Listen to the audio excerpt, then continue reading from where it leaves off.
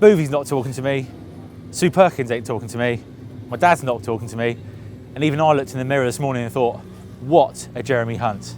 Today we're at Oulton Park and it's going to be pretty special. We're riding not just one Fireblade, not just two Fireblades, but three pretty special Fireblades.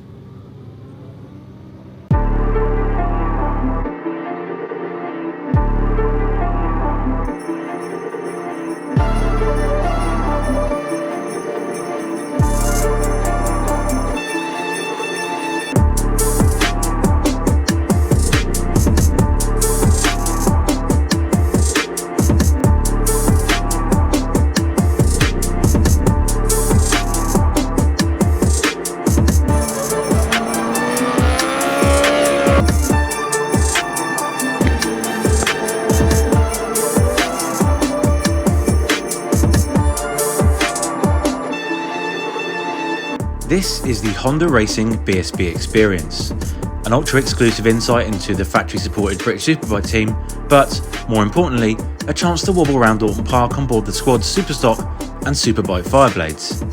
Today, Matthew, I'm going to be a tubby BSB racer. It's 9 o'clock in the morning. They're not going to send us straight out on the Superstock bike or the Superbike first off, so they're giving us a standard Fireblade to go and play with. So let's get it on.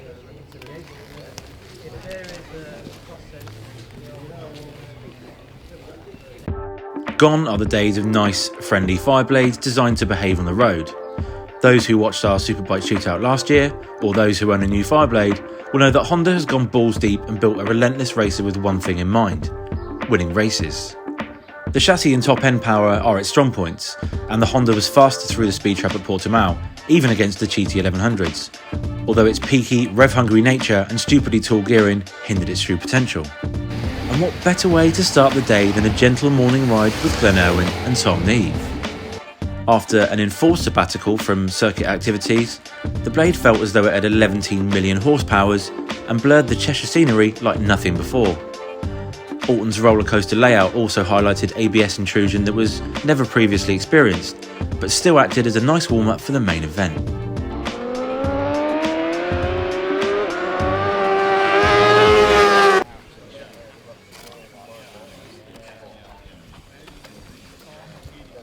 Well, there's nothing like 200 horsepower and one of those things to wake you up in the morning. That feels so fast. I've not riding on track since August last year, and then jumping on a Fireblade for the first time. I think I picked the bike to do it on to wake up, that's for sure. Whew.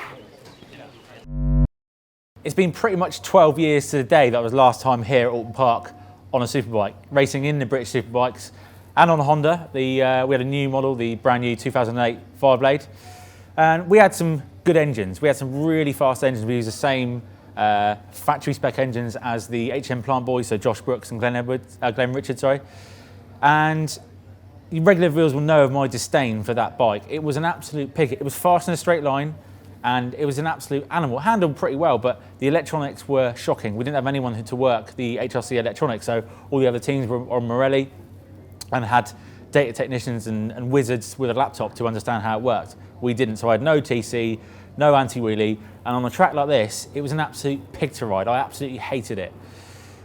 Fast forward 12 years, and we're on the brand new Fireblade, and so modern rules now, the BSB is Evo rules, so there's no rider aids, there's no anti-wheelie, there's no TC, so the bikes are set up and tailored to suit that.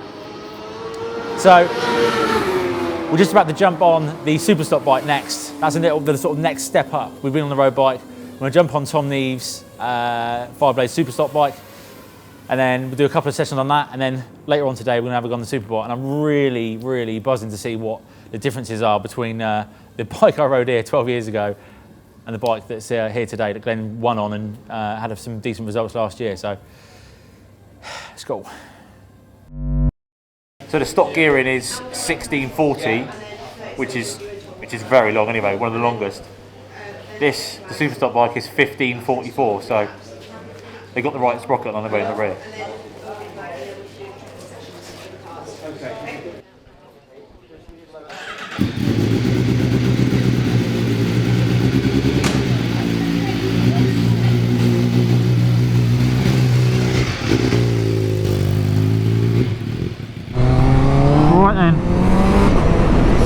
time, baby.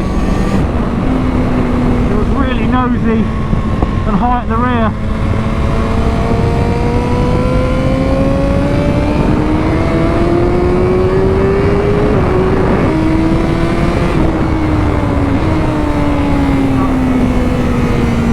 Gearbox feels really nice. It's obviously been coated with something.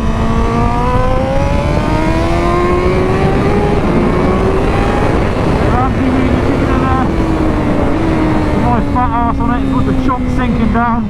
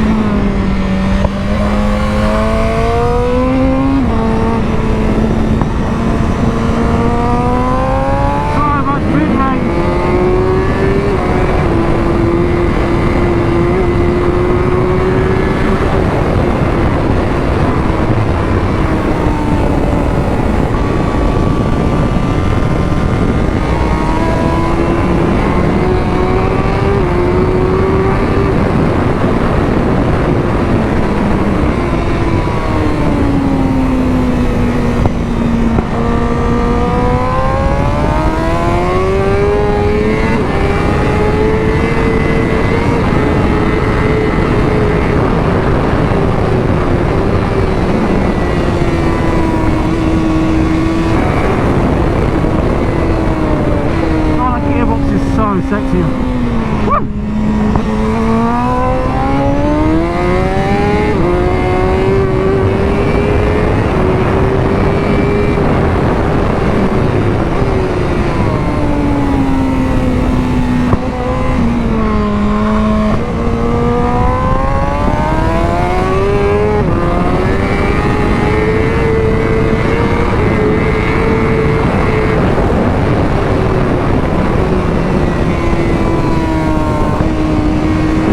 Like a more manic version of the road bike.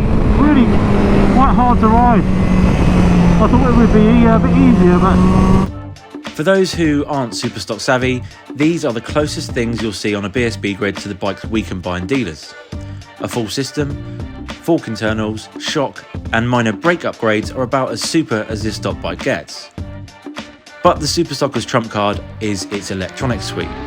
Teams can now run kit electronics, which allows wider adjustability and superior performance in general. It also means the Superstock steeds boast more intricate electronics packages than superbikes, and, in theory, should be safer thanks to the full arsenal of rider aids.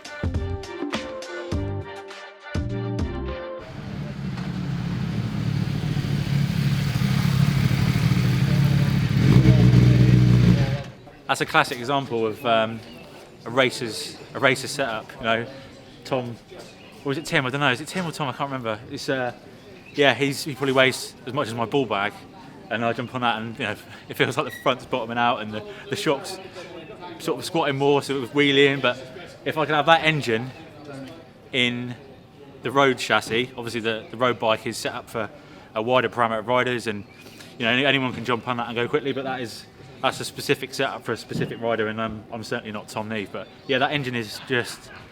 First thing I said when I got off the bike in Qatar at the launch was I'd love to ride that bike with the full system on, and dreams come true. So obviously I'm a bit of a bigger lad than you, should we say, aren't I? I meant a bit wider, yeah, maybe. A bit wider, yeah. Not taller. So that was definitely interesting. You know, the thing was, the anti-wheelie was kicking in way more than probably you were riding it, because just how much the rear was squatting. So it was bizarre. But no, fair play. That engine is. I guess you've ridden the standard bike for the first time. Yeah, I've not done too much on the road bike, but when you get off that onto this, it is a totally different machine, isn't it? It's a lot more rigid. Yeah. The brakes are a lot stronger. Obviously, the ABS quitting on the road bikes doesn't really give you that feel that you want from a race bike. Exactly. Yeah, especially around here. Yeah. Yeah. It's kicking in everywhere. Yeah. But no, it's a much firmer ride, isn't it? Yeah. Next up, Superbike.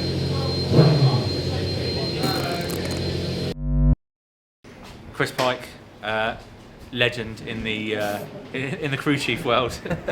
He's come back to BSB. So, Chris, talk me through this then, because there's lots of buttons and I'm sure lots of things to get confused over. Well, actually, it'll be surprisingly simple for you, Right, okay. because the maps and engine brake are set. The major difference is you've got a thumb brake, you've got no rear brake lever. Clutch is the same as the other one, just use it for leaving pit lane. Engine brake, throttle maps, everything is set on it. Yeah, I'm not so going it's to touch as per Glenn rides it. So your lap timer will work. Oh, really? Yeah. You got engine temp down in the corner there. RPM. This is the gain and loss on your lap. Right, okay. Your shift lights are set between 15, depending on the gear, 15.1 and 15.6, and they come on staged 1, 2, 3, 4. First is not full power, second is not full power, but it's more than first. Yeah. Third, a little bit Quite. more power again. Fourth, full power. Yeah. The bike will probably sound strange at initial throttle touch. Split front bodies. It's a replication of. Okay. Yeah. So they're not split on the stack? No. They're not standing? Okay. No. But so is that, so BSB rules allow you now to do that? If you're smart and know how to do it. Right, yeah. okay, yeah. Okay. Nah, it's pretty easy. Yeah. It's pretty easy. Yeah. So it'd be 2 3 cylinders until 100%? Yeah, it'll sound strange until probably past 70% throttle and 12,500 RPM. It'll go clean. Right, okay. Yeah. Okay. Again, we'll start it in gear. Gearbox is first, second, third, fourth. MotoGP style? Yeah, so you'll need to push this lever to get neutral when you come back in. Yeah. It won't go into neutral unless you push that lever. And that's the idea behind that, is to stop false neutral, slip into neutral. Yeah, stop the false neutral between first and second. Yeah. Cool.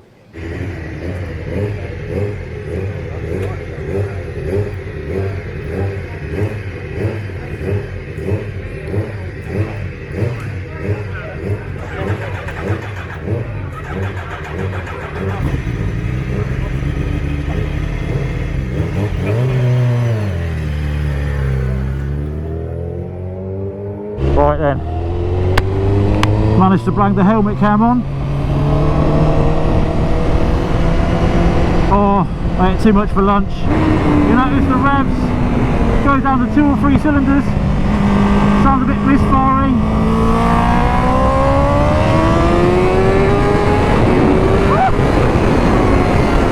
Oh my word, what a jump in power.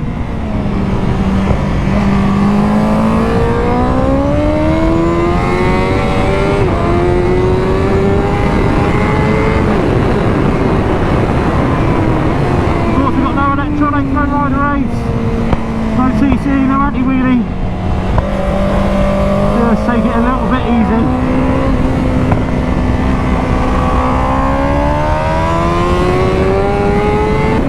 What a lovely bike though.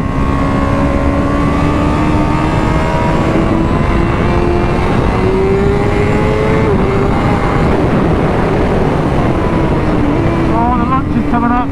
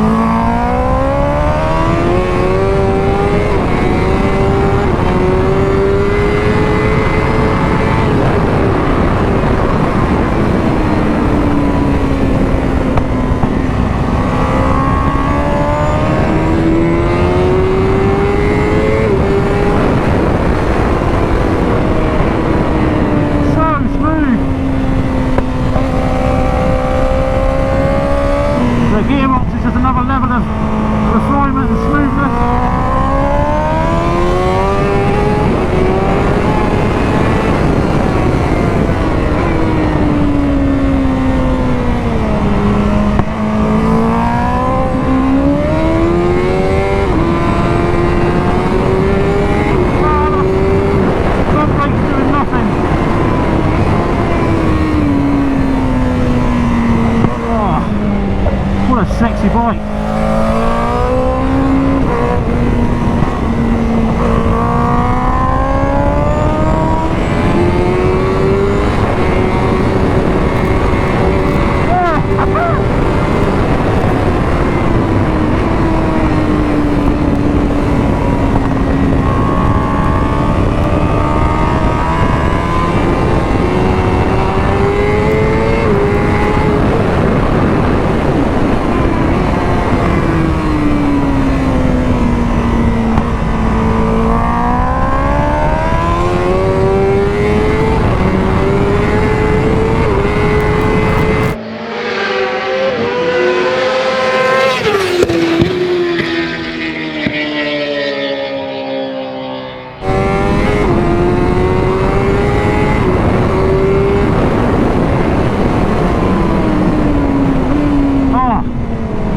can brake later and go faster, but the last thing I want to do is bring it back and cut the pieces.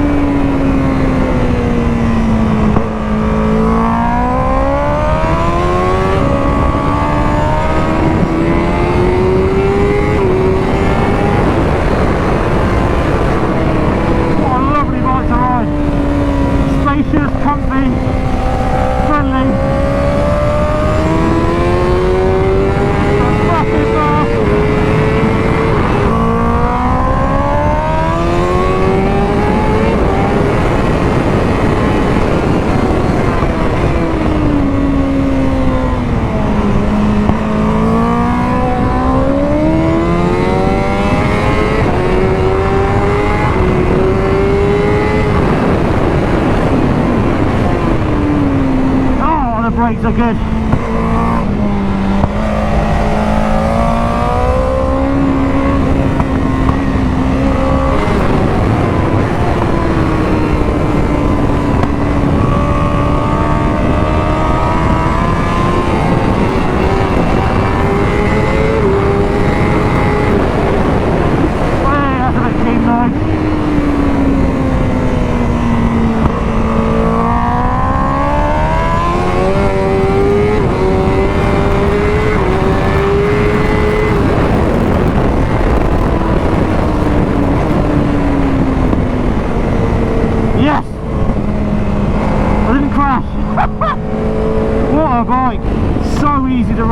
Fast. And the best thing about it is this is Irwin's bike set up, and it feels like a race this tomorrow. Honestly, I get lapped twice, but I race it tomorrow. What a lovely, plush, easy, accommodating, confidence inspiring. Oh, the misconception is that race bikes are gnarly, horrible, fucking weaving bastards to ride, but it couldn't be further from the truth.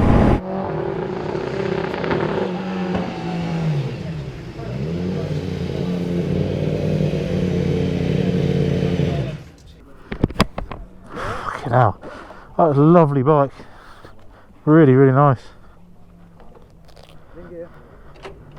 What do you think? It's just, I said I'd ride it tomorrow, it's just, wow. I couldn't believe how comfy it feels straight away.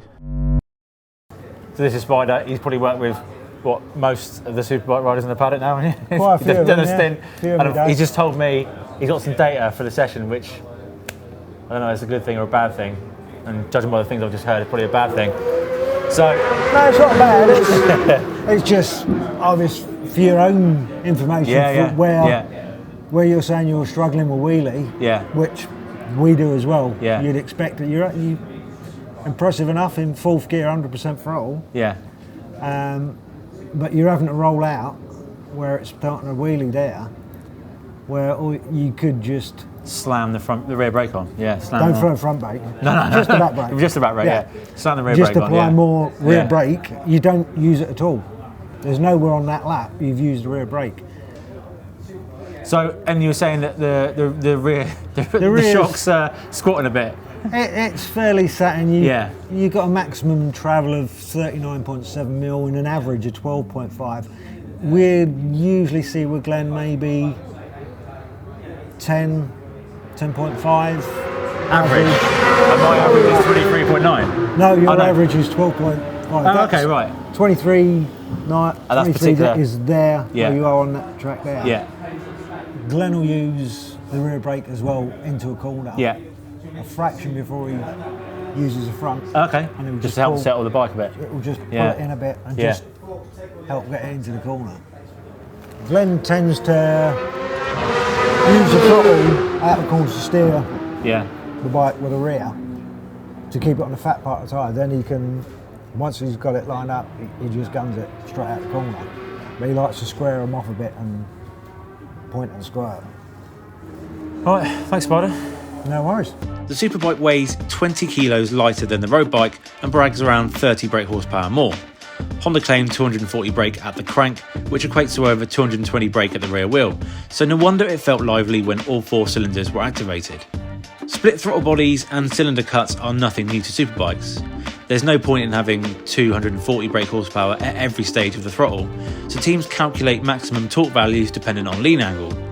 At full lean, the tyre will only accept X amount of torque, which is why the noise tube on Glenn's bike felt so soft and confidence inspiring. And damn right factory. I've been lucky enough to drag team boss Javier Beltran around, out for a bit of a chat. Probably Javier Beltran, probably the sexiest name in motorcycle racing, let alone the BSB paddock. But anyway, thanks for having us, Harv. Amazing day. Just a quick chat really, about the technical side of things. So the engine, BSB rules these days, my understanding is it's just the top end really, isn't it?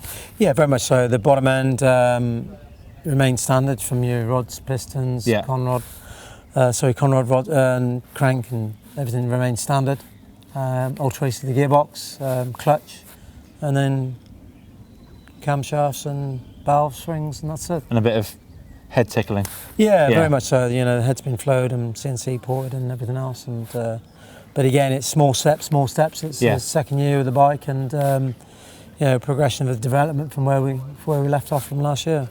And the chassis, the frame itself, so you can actually do stuff to the frame, can't you? Yeah, you can technically, you know, add body weld and anything else for sort of some strengthening, bracing and things like that. Predominantly, we've left the chassis pretty much standard. It's not a bad base, is it? No, as you told earlier today, you know, riding the road bike and the Superstock bike and the familiarisation, if you like, with the chassis. But we've been doing quite a bit of work with the swing arm and linkage, which again is a step, another step for 2021. And you've got a Suter swing arm in the garage I saw earlier on. That's kind of early stages of development. Yeah. That's a lot of money for a swing arm, isn't it? I mean, what is it, 20, 30 grand or something stupid? No, it's not as much as that, thankfully, okay. no. Right, but like you that's said, what you can afford 3 then? Yes, so it is the next step. We're on sort of version 3, 4, if you like, with the standard arm. And we've got 3, 4 links. So the next step is to try this back-to-back against a Suter arm. And it's all tents, isn't it? All tiny tents and progression of a tyre over a race distance, I'm assuming. That's it. It's to try and get the tyre longevity and get the corner exit grip and everything to suit to be able to do the quick lap times.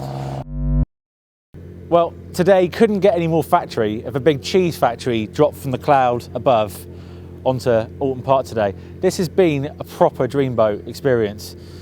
I've been doing this job for sort of 15 years now and had tests like this, and I still pinch myself every time I wake up in the morning. This is, I'm under no illusion I'm a lucky boy, and I've got to say a massive thank you to Honda, all the staff, all the mechanics, Glenn for letting me have a go on this bike. You know, it's a big deal. That's his puppy, that's his baby. He's got to ride all year, and having a load of fat twats jump on board and, you know, all right, wobbling round, you know, 10 seconds off the pace, but still, it's a big deal. So, but yeah, what a day. I think the biggest surprise was just how easy that Superbike is. And I keep going on about it, but that misconception that Superbikes and race bikes are evil, big, bad, ugly bastards to ride, and nothing like it. That is so much nicer to ride than even the Superstock bike and the stock bike. So just because of the engine and the way it works, I mean, obviously you've got to get to get the best out of that chassis, you've got to be going at 10 tenths. You've got to be doing 35s. Glenn went out, he did 3 laps, and within 3 laps he did a 35, which is just a second off what he was doing his best lap here. So, I mean, yeah, I'm still in that 100 mile an hour, get off the bike mode. Just what a day, and I hope you guys have enjoyed it. Thanks for watching.